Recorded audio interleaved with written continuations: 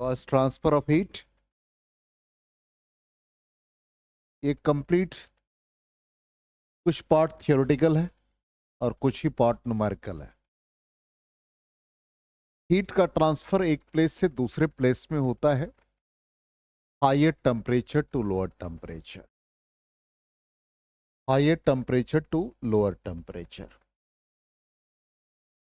ठीक, अब यहां पर जैसे एक एग्जाम्पल दिया है कि सिंपली एक लकड़ी अलाव जल रहा है, एक रॉड है और यहां पर एक लॉन्ग हैंडल इस्तेमाल किया हुआ है। हीट का flow higher temperature to lower temperature इस रॉड में वन एंड से अदर एंड हो रहा है। इस एंड से इस एंड तक जब हीट का फ्लो हो रहा है तो मीडियम या simple actual movement of particles नहीं हो रहा है, सिर्फ हीट का फ्लो एक एंड से दूसरे एंड हो रहा है। इसको हम लोग कंडक्शन कहते हैं। और जब यहां पर एयर या सिंपली आप कह सकते हैं कि ग्रेविटी और बायोंसी का एक इंपॉर्टेंट रोल होता है, तो उस कंडीशन में इसको कन्वेक्शन कहते हैं। और जब फील करते हैं गर्मी, उसको रेडिएशन कहते हैं। तो जितने भी सॉलिड्स हैं उनको हीट करते हैं by the method of conduction, और फ्लूइड और लिक्विड के केस में कन्वेक्शन होता है। और रेडिएशन जब फील करते हैं वार्म, तो वो रेडिएशन होता है। कंडक्शन कन्वेक्शन स्लो प्रोसेस है, रेडिएशन फास्ट प्रोसेस। तो मेनली हम लोग कह सकते हैं कि solids are heated by the process of conduction while fluid or liquid are heated by the process of convection। तो कहता है heat transfer from one end to another end, मतलब higher temperature to lower temperature. तो transfer of heat जब भी होगा एक body से दूसरे बॉडी में, तो तीन प्रोसेस है, कंडक्शन, कन्वेक्शन एंड रेडिएशन। वही यहां पर लिखा हुआ है।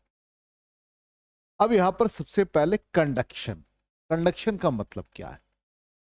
तो कंडक्शन के लिए यहां पर कहता है कि जब हीट का ट्रांसमिशन हो रहा है, तो हीट जब ट्रांसफर हो रहा है एक प्लेस से दूसरे प्लेस पे, तो पार्टिकल का डिसलोकेशन नहीं हो रहा, particles of the medium move नहीं कर रहा है।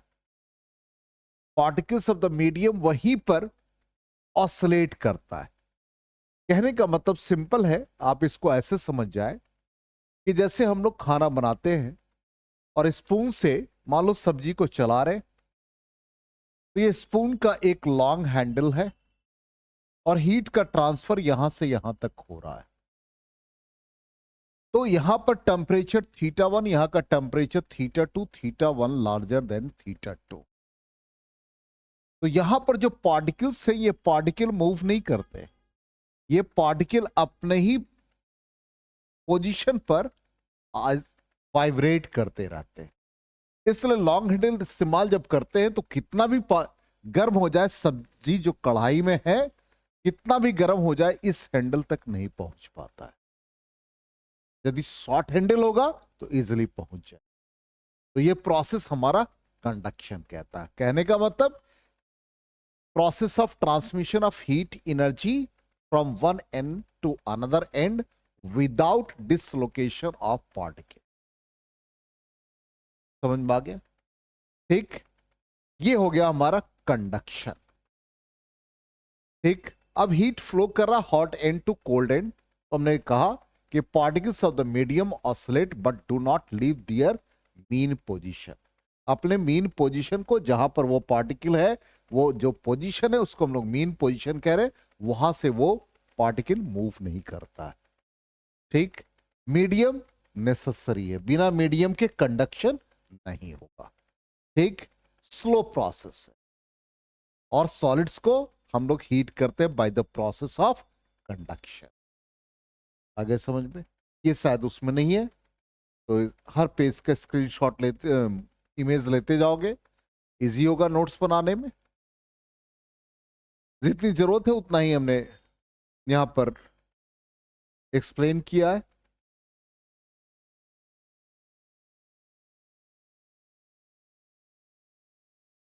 हो गया? नेक्स्ट आते, अब यहां पर कंडक्शन मेटेलिक रॉड में। मेटेलिक रॉड का एक एंड हमने हीट किया।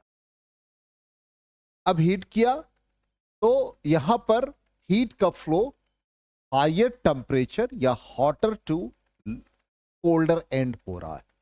तो ये हॉट एंड है। यहां पर हमने एक पिक्चर में ये दिखाया कि इसको हॉट मतलब इसको हीट कर रहे हैं। तो कंडक्शन प्रोसेस में क्या हो रहा है, पार्टिकल्स ऑफ द मीडियम अपने पोजीशन पर है, तो हीट का फ्लो इस एंड से इस एंड तक हो रहा है। तो यहां का टेम्परेचर हमेशा लार्जर होगा, यहां का टेम्परेचर हमेशा लार्जर होगा। यदि यहां का टेम्परेचर θ1 है, यहां का टेम्परेचर θ2 है, तो θ1 लार्जर देन θ2। इसका मतलब यदि हम यहां कोई टेम्परेचर मेजर करें, यहां कोई टेम्परेचर मेजर करें, तो जैसे जैसे हम इस एंड तक पहुंचेंगे टेम्परेचर फॉल करता जाएगा।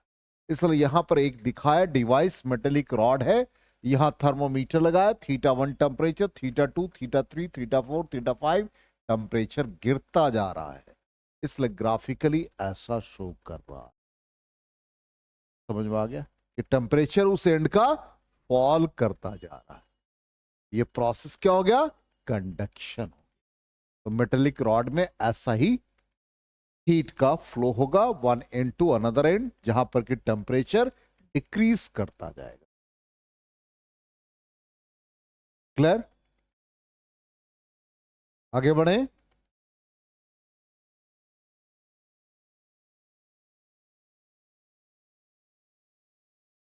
नेक्स्ट, अब टेम्परेचर ग्रेडियंट।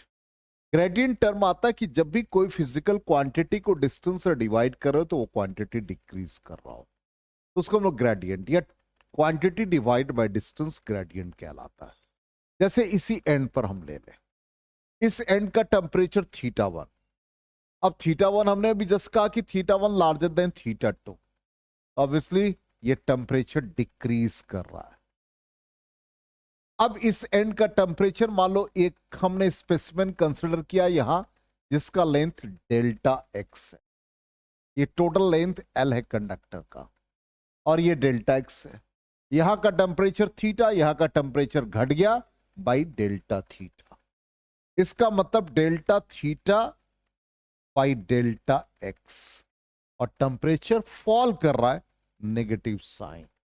इस क्वांटिटी को हम लोग कहेंगे temperature gradient.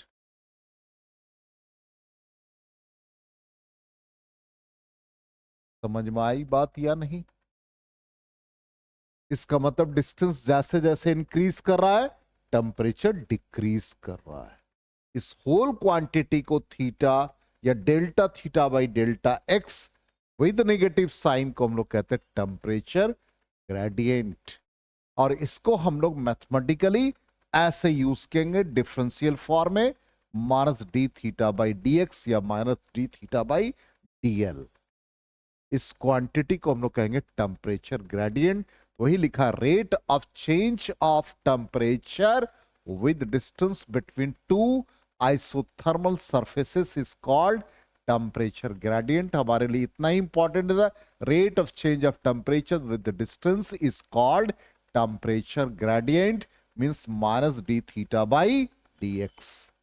D theta by D x temperature gradient term कहलाएगा।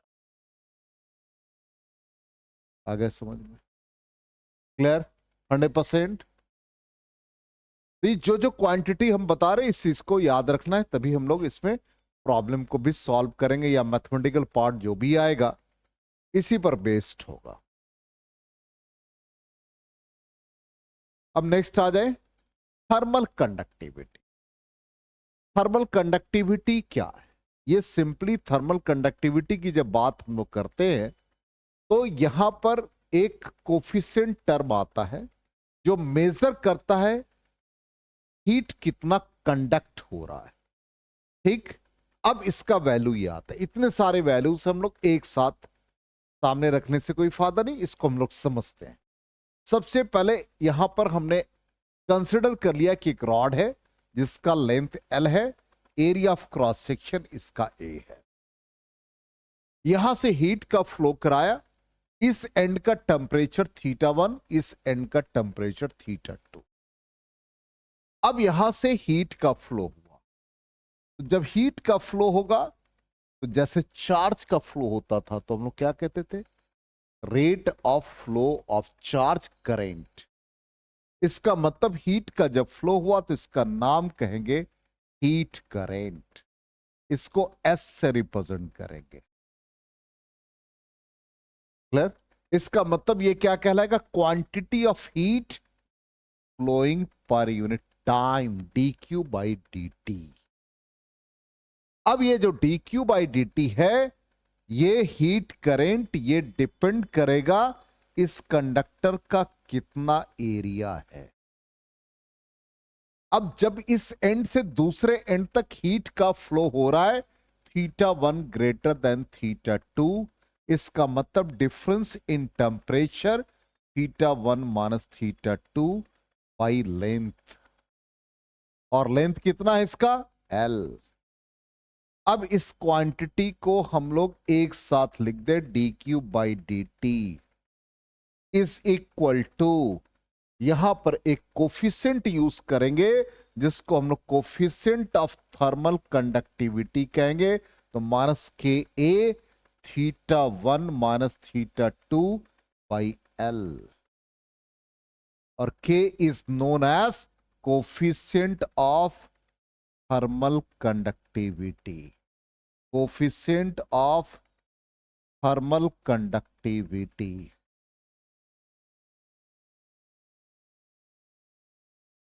कोफिशिएंट ऑफ थर्मल कंडक्टिविटी ये क्या मेजर करेगा, कितना हीट का फ्लो हुआ। ये एक ऐसा क्वांटिटी है जो हीट फ्लो को मेजर करता है। समझ में आ गया? अब मैथमेटिकली हम लोग इसको कैसे लिखें, तो मैथमेटिकली लिखने का वे होता है। अब आप इसको यदि Q के फॉर्म में लिखेंगे तो Q quantity of heat minus K A, ऐसे भी लिख सकते θ1 minus θ2 by L, time period T यहां आ गया। इतने लिखने के वे, इसको ऐसे भी लिख सकते हैं D Q by D T minus K ए, और ये क्या हो जाएगा, D theta by D L या डी एक्स, इतने तरीके से। अब यहां पर के का यूनिट और डायमेंशन बहुत इंपॉर्टेंट है। अब यहां पर ये क्या है, हीट। हीट को किस फॉर्म में लिखते हो, कैलोरी के फॉर्म में, तो ये क्या आ गया, कैलोरी पर सेकेंड। देखो ध्यान से, एकदम बहुत सिंपल वे में, डीएल मीटर हो गया, area divide meter square, temperature degree Celsius होगा, बोलो। तो ये 0 नहीं, डिग्री सेल्सियस होगा, ठीक है, वो ऐसे लिखना चाहिए। तो फाइनली क्या बना, कैलोरी पर मीटर पर सेकेंड पर डिग्री सेल्सियस। आ गया समझ में? अब डायमेंशन यदि हमसे पूछा जाए तो calorie is the unit of energy, तो एनर्जी का डायमेंशन क्या सीखा, ml2t माइनस 2 पर मीटर l माइनस 1 पर सेकेंड t माइनस 1 पर degree Celsius k minus 1। Solve करो, क्या बन गया ये, ml का पावर कितना बचा 1, t का पावर कितना बचा -3, k का पावर -1, mlt -3 k -1। आया समझ में?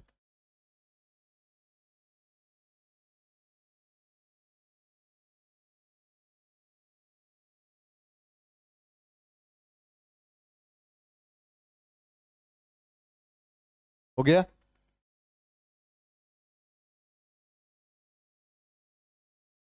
अब एक बार देख ले, in the steady state, steady state का मतलब रेट ऑफ फ्लो ऑफ,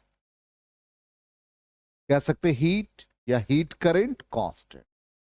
देखो क्या आ गया, coefficient of thermal conductivity, it is the measure of ability of a substance to conduct heat through it. Q by T का value H से represent किया, minus K A θ1 minus θ2 by L, या जिसको हम लोग कह सकते हैं वेरिएबल जब क्रॉस सेक्शन होगा तो D Q by D T is equal to minus K A D theta by D X या डी एल, जिस फॉर्म में लिखना चाहे।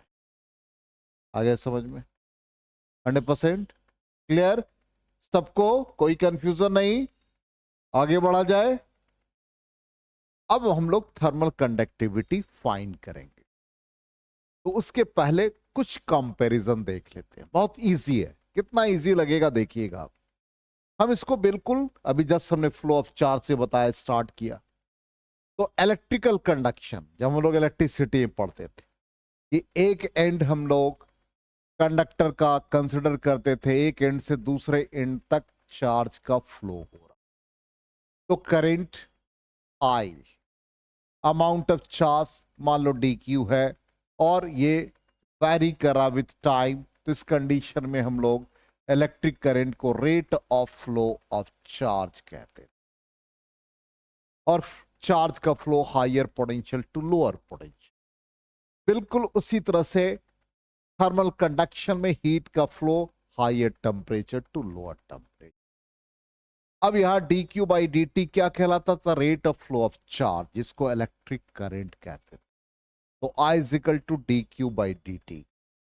Rate of flow of heat को हम लोग कहते हैं heat current, that is H is equal to D Q by D T. एकदम सिमिलर है, इसलिए सिंबल हम बदल नहीं रहे। ठीक, करंट को हम लोग लिखते थे difference in potential by resistance. तो पोटेंशियल का डिफरेंस, यहां का पोटेंशियल V1, यहां का पोटेंशियल V2। तो यहां क्या लिया भाई? दो एंड लिया था कंडक्टर का, यहां पर क्या हुआ? Higher temperature to lower temperature means H, जो हम लोगों ने यहां पर करंट को रिप्लेस किया, heat current means θ1 minus θ2 by resistance of the conductor. बिल्कुल रेजिस्टेंस यहां भी होगा, इसका नाम पड़ेगा, यहां रेजिस्टेंस सिंपल कह देते हैं रेजिस्टेंस ऑफ द कंडक्टर, और यहां पर इसका नाम पड़ेगा थर्मल रेजिस्टेंस। समझ में आ गया? टेम्परेचर के रिलेटेड है रेजिस्टेंस, उसका नाम पड़ेगा थर्मल रेजिस्टेंस। अब रेजिस्टेंस का फॉर्मूला क्या था भाई? रो एल बाई ए, और यहां रेसिस्टिविटी रेसिप्रोकल ऑफ कंडक्टिविटी, इसलिए हम लोग रो को 1/सिग्मा लिख दिया। अब बिल्कुल इसी तरह से सिग्मा कंडक्टिविटी बताता था, तो यहां पर कंडक्टिविटी का नाम पड़ गया थर्मल कंडक्टिविटी। वहां इलेक्ट्रिकल कंडक्टिविटी था, यहां क्या पड़ेगा? Thermal conductivity. इसलिए बिल्कुल यहां देखो resistance, thermal resistance, length of the conductor L आ गया, और नीचे सिग्मा की जगह रिप्लेस क्या किया? Coefficient of thermal conductivity, area of cross section, similar formula आ गया। आगे समझ में? क्यू को क्यू ही रहने दिया, टाइम को टाइम रहने दिया, रेजिस्टेंस को थर्मल रेजिस्टेंस बना दिया, ठीक, और पोटेंशियल को हम लोगों ने टेम्परेचर बना दिया। क्लियर? और कंडक्टिविटी, इलेक्ट्रिकल कंडक्टिविटी को थर्मल कंडक्टिविटी। आगे समझ में?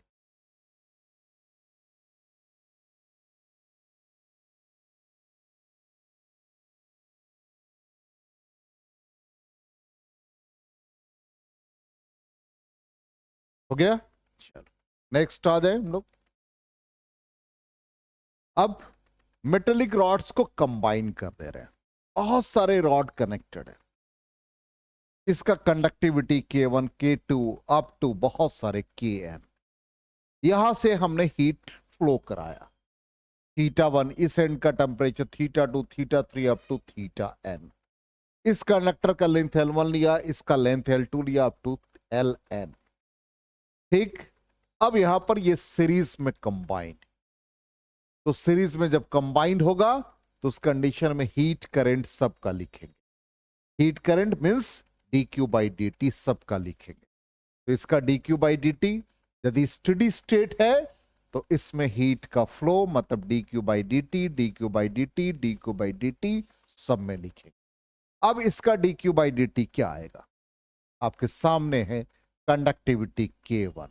हमने क्या फॉर्मूला लिखा? D Q by D T is equal to minus K A, difference in temperature और लेंथ लिखा।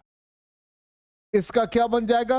K1 बन गया एरिया ए, टेम्परेचर का डिफरेंस इस एंड का θ1, इस एंड का θ2, θ1 माइनस θ2 बाई लेंथ। तो पहले वाले का बन गया, इस सेगमेंट का बन गया। सेकेंड सेगमेंट आ जाए, सेकेंड सेगमेंट में आ जाओ। Conductivity K2, area A, temperature difference ये हाइयर होगा, ये लोअर, θ2 माइनस θ3। ठीक, अप टू n डॉट, इसका आ जाओ। Coefficient of thermal conductivity Kn, area A और टेम्परेचर ये लार्जर है, θn -1 minus θn by length of the conductor Ln। आ गया समझ में? Heat current. अब आ जाए हीट रेजिस्टेंस या थर्मल रेजिस्टेंस कहते हैं आप उसको। थर्मल रेजिस्टेंस ज्यादा अच्छा वर्ड है। तो थर्मल रेजिस्टेंस सीरीज में क्या होगा? ऐड हो जाएगा। तो यहां पर रेजिस्टेंस सबके ऐड हो गए। अब रेजिस्टेंस का वैल्यू लिख देंगे और उससे हम लोग इफेक्टिव कंडक्टिविटी निकालेंगे।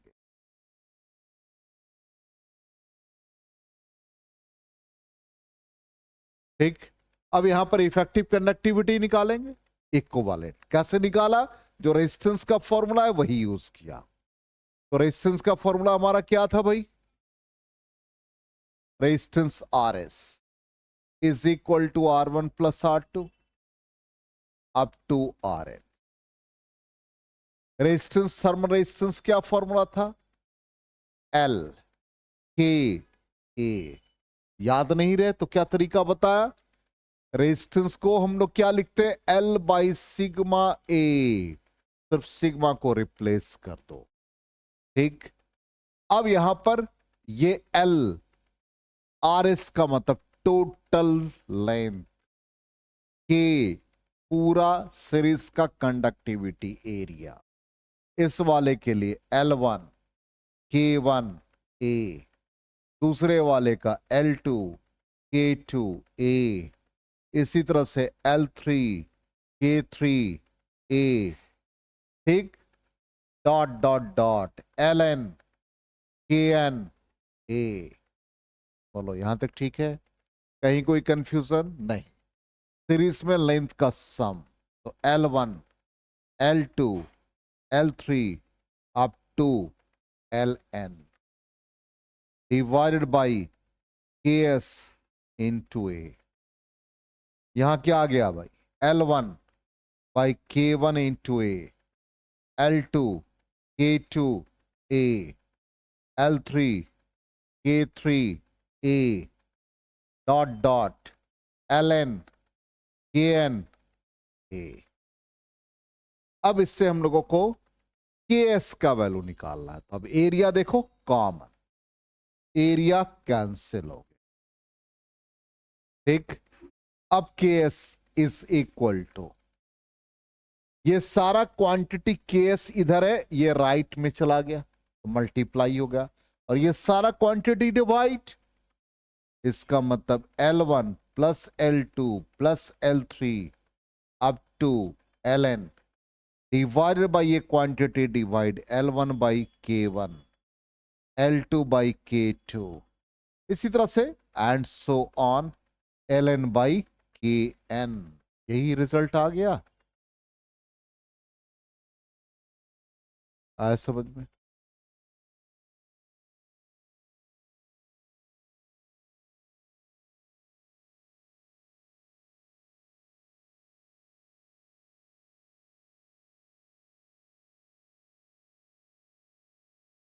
ठीक, अब इसके वैल्यू को हम लोग यूज करेंगे। कहां यूज करते हैं वो देख। मान लो कि n स्लैब सबके लेंथ इक्वल है, तो यहां L L L पुट कर देंगे, तो क्या आ जाएगा? सबके लेंथ इक्वल, तो Ks L plus L up to L, ये इसका मतलब NL हो जाएगा। ये भी क्या आ जाएगा? L by K1 L by K2 up to Ln होगा ना, सबको L ही रख देंगे ना, यहां पर भी L रख देंगे, तो L by Kn, L common होके कैंसिल हो जाएगा। बोलो, तो L प्लस L क्या देगा? NL। ठीक, नीचे L कॉमन होकर के कैंसिल, तो इफेक्टिव वैल्यू देखिए क्या आ गया? इस फॉर्म में आ गया, एल कैंसिल हो गया। अब इसमें हम लोग ये एज्यूम कर ले कि दो ही स्लैब है इक्वल लेंथ का, तो यहां पर नंबर ऑफ स्लैब्स की जगह 2, क्लियर, तो यहां 2 आ गया, डिवाइडेड बाई 1/K1, 1/K2, तो ही स्लैब है 2, एलसीएम K1 K2, ये आ गया K1 plus K2, 2 K1 K2 divide by K1 plus K2, बिल्कुल रेजिस्टेंस की तरह आ गया formula, 2R1 R2 divide by R1 plus R2, clear. Effective ये वैल्यू आ गया 2K1 K2 divide by K1 plus K, ठीक है। अब आ जाए कि जैसे मान लो कि कोई इंटरफेस है, बहुत यहां पर दो कंडक्टर कनेक्ट है और इस एंड का टेम्परेचर θ1, इस एंड का टेम्परेचर θ2, और बीच में एक कॉमन जंक्शन, कॉमन टर्मिनल या जंक्शन कहते जिसका टेम्परेचर थीटा है, वो हमको फाइंड करना है। तो थीटा जब फाइंड करना होगा तो क्या होगा, टेम्परेचर ऑफ द जंक्शन कह सकते हैं या टेम्परेचर ऑफ इंटरफेस। तो स्टडी स्टेट में कहता है कि यदि फर्स्ट इस कंडक्टर में जो फ्लो है हीट का वही इसमें होगा, means dq by dt rate of flow of heat in first conductor is equal to rate of flow of heat in the second conductor, ये कहता है। अब dq by dt क्या है, K1 एरिया A, ठीक, difference in temperature θ1 minus theta by length L1, ठीक, magnitude ले रहे, नो साइन, निगेटिव नहीं ले रहे, मैग्नीट्यूड, या निगेटिव लोगो तो इधर भी निगेटिव कैंसिल हो जाए।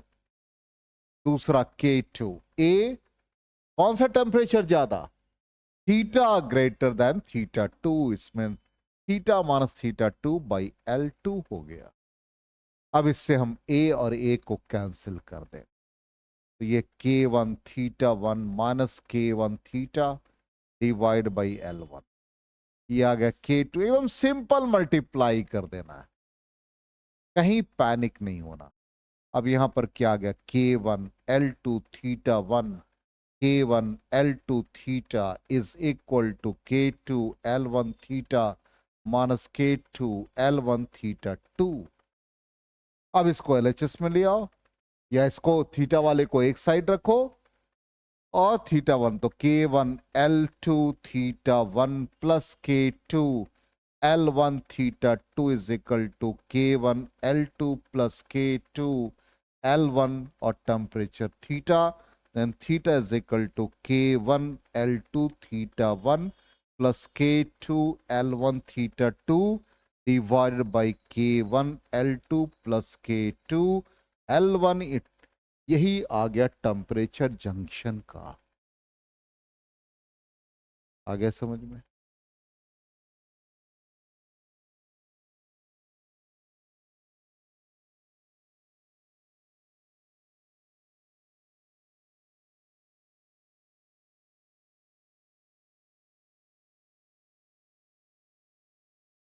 अब इसको हम लोग यूज कर ले, जस्ट हाँ, यही दोनों का rate of flow of heat, देखो थीटा का वैल्यू यही आया हम लोग का। अब इसी में लेंथ इक्वल कर दो तो सब एल एल कैंसिल हो जाएगा, K1 θ1 plus K2 θ2 divide by K1 by K2, K1 plus K2। Conductivity भी इक्वल कर दो तो क्या आ जाएगा, जंक्शन का टेम्परेचर, यहां पर K θ1 plus K θ2 by K plus K2, K cancel हो गया, θ1 प्लस θ2 बाई 2। इसलिए इस कंडीशन में मीन वैल्यू टेम्परेचर का ले लेंगे जब कंडक्टिविटी और दोनों कंडक्टर का लेंथ इक्वल हो, क्लियर।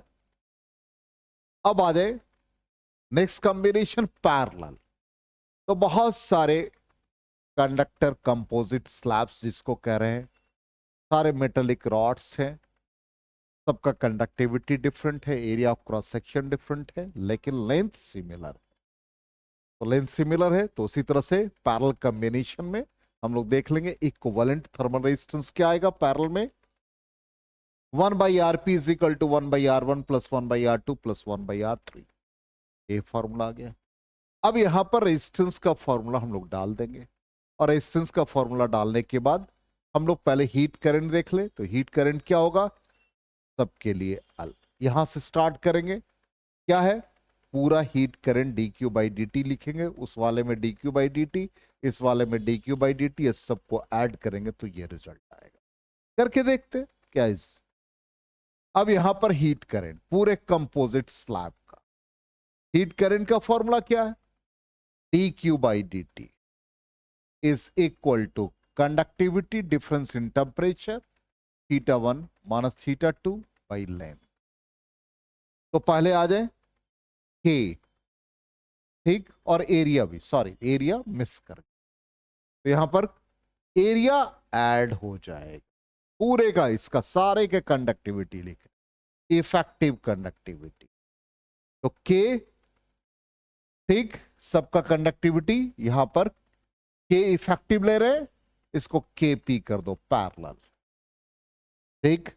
अब एरिया ऑफ क्रॉस सेक्शन क्या है सबका add, A1 plus A2 up to AM, ठीक। लेंथ सबका क्या है सेम, टेम्परेचर का डिफरेंस कितना है θ1 माइनस θ2। आगे समझ में, ये कंपोजिट हुआ। इंडिविजुअल बताओ, पहले वाले का K1 area A1 difference in temperature θ1 minus θ2 by L हो गया। दूसरे वाले का बताओ K2 A2 difference in temperature θ1 minus θ2 by L। तीसरे का इसी तरह से KN AN θ1 minus θ2 by length L। यही हमने यहां पर लिखा है, देख लो आगे समझ में।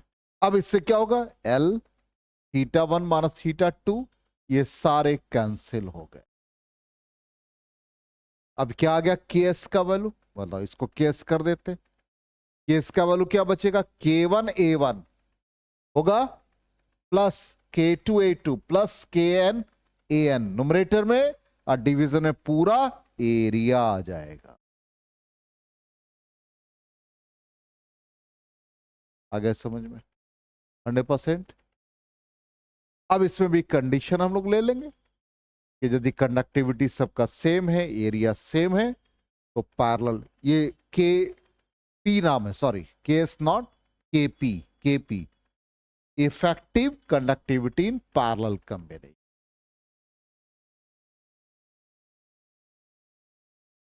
तो ये कंडीशन ले लिया, ये फिगर है हमारा, वही उसी को कैरी किया in slabs of equal length. Equal length है क्या आ गया K1 plus K2 plus K3 up to KN by N, ठीक। दो स्लैब से इक्वल लेंथ का क्या करोगे K1 plus K2 by 2, N की जगह पर 2। तीन स्लैब होगा तो क्या लिखोगे K1 plus K2 plus K3 by 3। Four slabs K1 plus K2 plus K3 by plus K4 by 4। सीधा फॉर्मूला आ गया। तो इक्वल लेंथ टू स्लैब्स के लिए। अब आ जाए कन्वेक्शन। कन्वेक्शन क्या कहा, इसमें ग्रेविटी और बायोंसी का बड़ा एक इंपॉर्टेंट रोल है। इसका बेस्ट एग्जांपल, जैसे हम लोग विंटर सीजन में पानी लेते हैं, एक बकेट में डालते हैं और एक इमर्सन रॉड डाल करके पानी को गर्म करते हैं। तो जब पानी को हम लोग गर्म करते हैं, उसी एग्जाम्पल को लेंगे तो इजीली समझ में आएगा। बेस्ट एग्जाम्पल है, यही हमारा बकेट है और यहां से हम इसको हीट कर रहे हैं किसी सोर्स। अब यहां पर ये वाटर मॉलिक्यूल के डिफरेंट लेयर जो हीट होते जा रहे हैं। तो सबसे पहले हीट का फ्लो यहां हुआ। अब ये क्या करेगा, यहां पर एक्चुअल मूवमेंट होगा पार्टिकल का। तो ये पार्टिकल 1 जो हीट होकर के 2 पोजीशन पर चला गया, फिर ये 3 पोजीशन पर चला गया और फाइनली 4th पोजीशन पर आ गया टॉप लेयर। ठीक, अब टॉप लेयर पर जब आएगा तो उस कंडीशन में किसके कारण से आया भाई? लाइटर होता गया हीट होने की वजह से। लाइटर हुआ, इसका मतलब इसमें बायोंसी की वजह से ऊपर आ गया। अब यहां पर जो कोल्ड लेयर था, बिल्कुल जब ये 4 किसी ना किसी पार्टिकल के पोजीशन को रिप्लेस करेगा, अब जो 4th पोजीशन पे कोल्ड एयर होगा वो ग्रेविटी के कारण से नीचे आ जाएगा, फिर वो हॉट होगा, फिर ऊपर चला जाएगा। इसी तरह से ग्रेविटी और बायोंसी का एक इंपॉर्टेंट रोल होता है और इसी से कन्वेक्शन करंट का फ्लो होता है। इसी को हम लोग कन्वेक्शन कहते हैं। आया समझ में? इसका मतलब इसमें हीट का transfer one place to another हो रहा है by the actual movement of the particles. इसलिए डेफिनेशन भी यही कहता है, the process of transfer of heat from one place to another by the actual movement of particles of the medium due to difference in density is called, या simply it is the process. समझ में आ गया? अब यहां पर example, convection प्रीडोमिनेंट्स होते हैं liquid में। ठीक, थोड़ा सा वो स्लाइड मूव में दे। ठीक, अब कन्वेक्शन में 2 टाइप, एक को नेचुरल कन्वेक्शन और दूसरे को फोर्स्ड कन्वेक्शन कहते हैं। तो जो जितने टाइप्स के विंड का ब्लो हो रहा है एयर में वो सारा नेचुरल कन्वेक्शन। और फोर्स्ड कन्वेक्शन का मतलब जिसमें एक्सटर्नल एजेंसी काम करता है। जैसे हम लोग ब्लोअर लगाते हैं, तो ब्लोअर लगा के एक्सटर्नल पंप लगा देते हैं, पंप से आप हीट मतलब एक तरह से पूरे रूम में ब्लो करा करके एयर को कूल करते हो या गर्म करते हो, ब्लोअर यूज करते हैं। जब हम लोग हीटर लगाते हैं वहां भी ब्लोअर यूज होता है, कूलर लगाते हैं वहां भी ब्लोअर यूज होता है। दूसरा जो हमारा कोल्ड या सिंपली कह सकते हो एयर कंडीशन होता है। एयर कंडीशन में क्या होता है? कूल एयर का transmission one place to another होता है, तो वहां भी एक्सटर्नल एजेंसी काम करता है, उसको फोर्स्ड कन्वेक्शन कहेंगे। और जितने टाइप्स के विंड है वो क्या है? Natural convection. ठीक, तो यहां पर rate of flow of heat जो होता है Q/T, वो डायरेक्टली प्रोपोर्शनल टू एरिया। इसीलिए हम लोग कहते हैं कि यहां पर भाई मान लो इतना बड़ा रूम है, इसमें हमको 2 टन के एसी से काम नहीं चलेगा, कम से कम 2 टन के 3-4 एसी लगाने पड़ेंगे इस क्लासरूम में। इसका मतलब क्या? यहां पर जो फ्लो ऑफ हीट या rate of flow of heat, जो quantity of heat flowing per unit time जिसको Q/T से आपने रिप्रेजेंट किया, वो डिपेंड करेगा एरिया पर और टेम्परेचर डिफरेंस पर। इसलिए इसका जो रिलेशन आता है वो directly proportional to area difference in temperature. तो यहां पर H एक कांस्टेंट पैरामीटर है और वो H कांस्टेंट पैरामीटर बताता है कोफिशिएंट ऑफ कन्वेक्शन को। वहां क्या था? K coefficient of conductivity. आगे समझ में? ये शायद उसमें नहीं होगा, इसको आप जरूर नोट कर लें, मतलब वो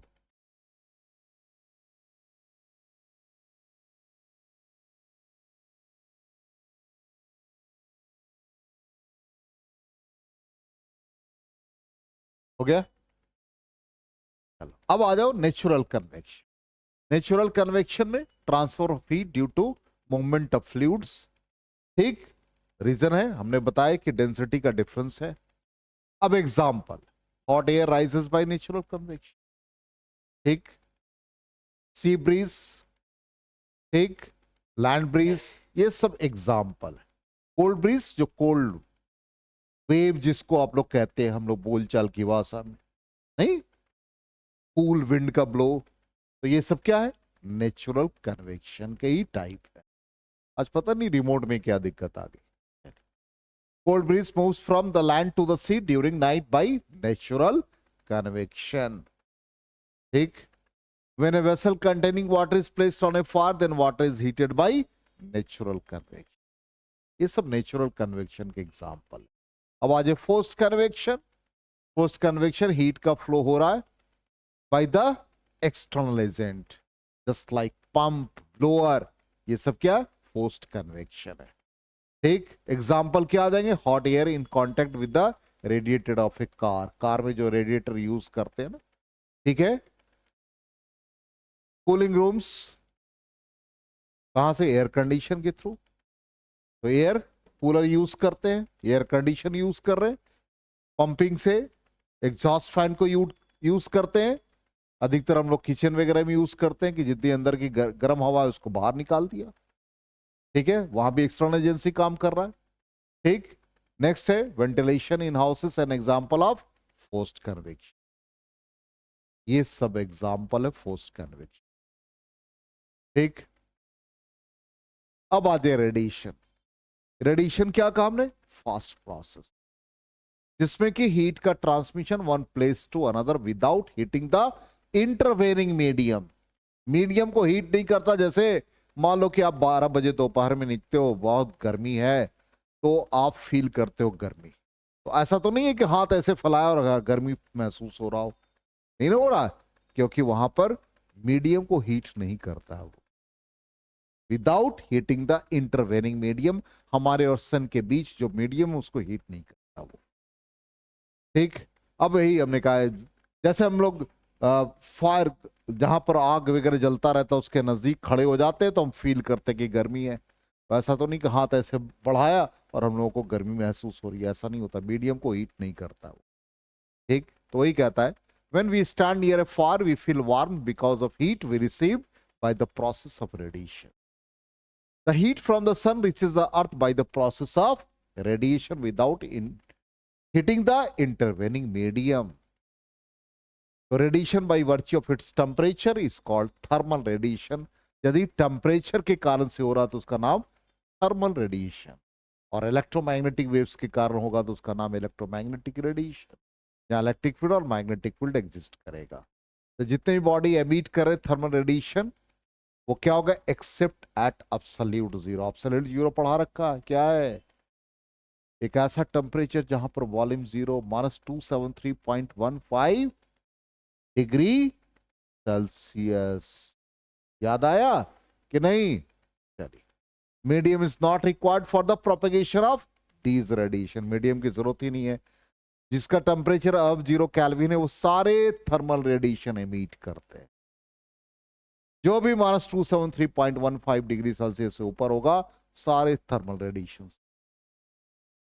आ गया समझ में? क्लियर? अब कहता है just like light waves they follow laws of reflection, refraction, interference, diffraction and polarization. Reflection already जानते हैं, उसी मीडियम में बैक हो जाना, turn back to the same medium. Refraction path को चेंज कर दे दूसरे मीडियम में। Interference superposition of waves. Diffraction bending of wave. और पोलराइजेशन होता है कि वाइब्रेशंस को हम लोग रेस्ट्रिक्ट कर दे एक पर्टिकुलर डायरेक्शन। इस सबको ये फॉलो करता है, सारे लॉ को फॉलो कर। क्लियर? तो इस तरह से हमारा ये अध्याय पूर्णतः समाप्त। थर्मल प्रॉपर्टीज ऑफ मैटर, ये पार्ट इसका, लेकिन एक पार्ट रह गया जिसमें हम लोग ब्लैक बॉडी के बारे में जानेंगे, स्टीफन्स लॉ के बारे में जानेंगे। वो एक पार्ट और है, उसको हम लोग नेक्स्ट क्लास में करेंगे।